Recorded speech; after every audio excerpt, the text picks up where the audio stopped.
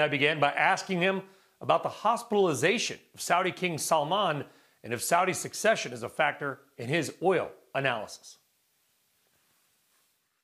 It actually doesn't, and to the degree we considered it, we thought the succession is likely to be straightforward to the Crown Prince, and there's likely to be no change in policy.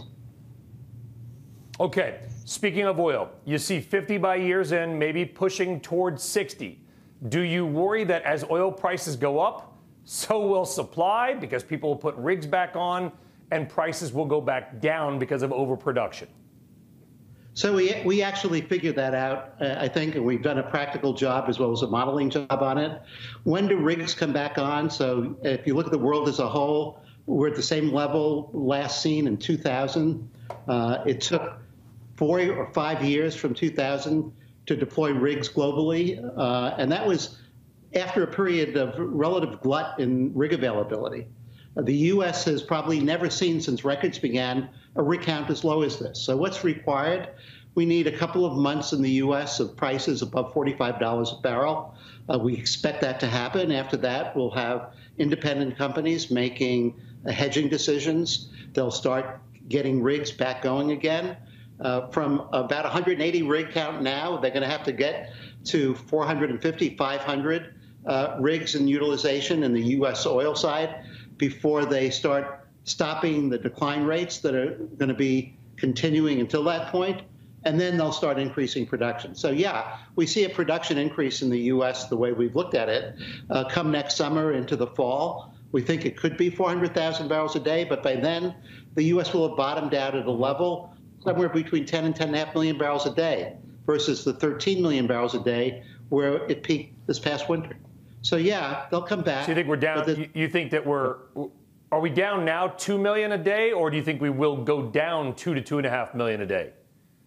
Well, we think the EIA is showing that we're down 2 million a day. How accurate their numbers are, I don't know. They can't be that far off. We think there'll be a little bit of oil coming back that was shut in kind of voluntarily by a bunch of big and small companies. That might add 1 million a day, but still, without the rig count going up, we're going to see a decline in the underlying production level. So we think production is going to be no higher than 10.5 million barrels a day, down from that 13 by the time we get to next spring.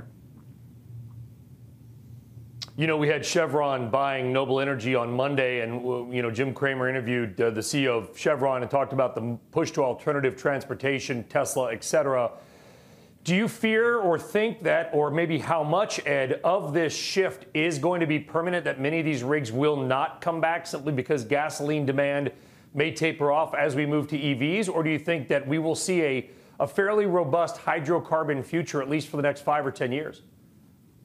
We think the hydrocarbon future will be robust, but to answer your question directly, no. We don't think we'll ever see the rig count that was seen at the beginning of this year, and there are multiple reasons for that. I'd say the biggest reason has to do with kind of the wanton use of credit and capital in the U.S. oil patch. We had 45% of the drilling done by private equity finance companies.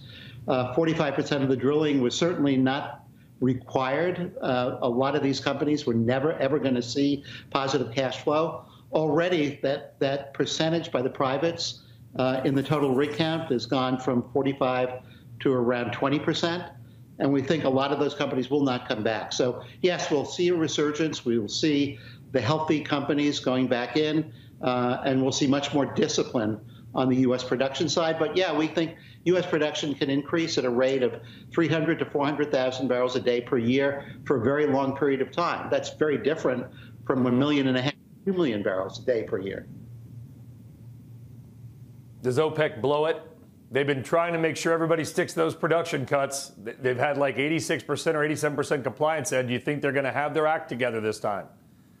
I think they're going to have their act together for a while. I think the main parties, which are Saudi Arabia and Russia and a couple of the other GCC countries, have looked at the problems that they confront in a highly interdependent world. They looked at their mutual vulnerabilities, and we think they are going to be disciplined, and we don't think the others are going to be in a position to really make a big difference in terms of stealing market share from them. So we think there's a very high probability of decent discipline between the larger players, and the other ones are having a very difficult time attracting capital. They're having a very difficult time anteing up for their own national oil companies' share of whatever the production costs will be. So over time, we think that'll work. Now, yeah, there are risks to the upside and the downside, but we don't think overproduction by that group of people is one of the big worries.